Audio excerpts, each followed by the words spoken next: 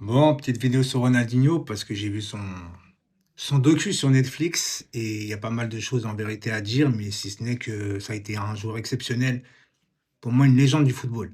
Alors quand je dis légende du football, je parle pas de légende du Paris Saint-Germain encore une fois, parce que je sais faire la différence, malgré que pour moi c'est le meilleur joueur que j'ai connu.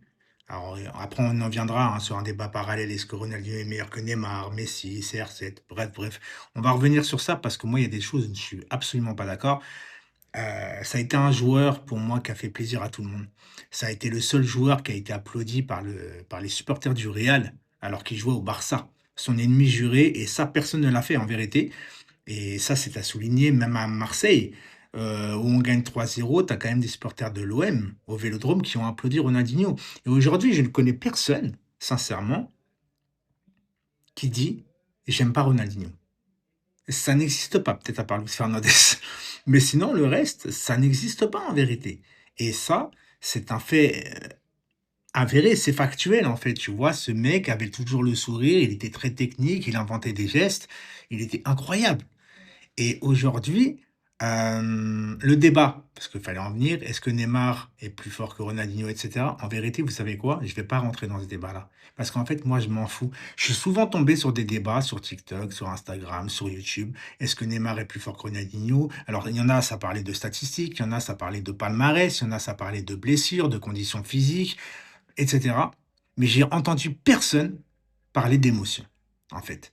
Parce qu'en fait, je m'en fous de savoir si Neymar, pour certains, est plus fort que Ronaldinho ou non. Et je rentrerai pas dans ce débat. Tu penses que Neymar est plus fort que Ronaldinho? OK. Je m'en fous, en fait. Parce que tu pourras pas m'enlever mon émotion que j'ai eue pour Ronaldinho. Et pour moi, c'est le plus important. Aujourd'hui, si tu es un vrai supporter de foot, pour moi, tu vis pour des émotions. On s'en fout de vivre des stats. Les stats, c'est pour les joueurs eux-mêmes, c'est pour leur individualité, c'est pour leur stats de ballon d'or, etc.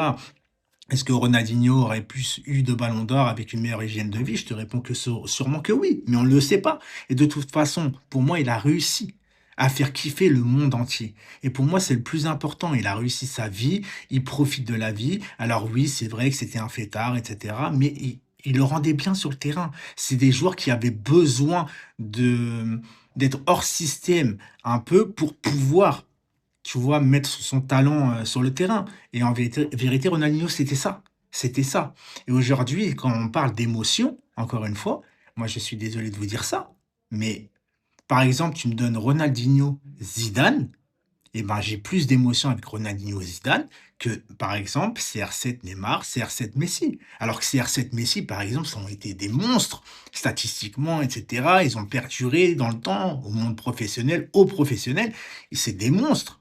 Mais j'ai eu plus d'émotions avec Ronaldinho et c'est mon droit en vérité. Et je suis pas là à vous parler de stats, et cetera. Parce qu'en fait, je m'en fous. Tu vois? Pour moi, c'était ça le football, c'était les émotions. Aujourd'hui, on retrouve des émotions avec le PSG, mais pas individuellement, collectivement. Et c'est ça qui est important en vérité. Pour moi, le football, c'est des émotions. Voilà.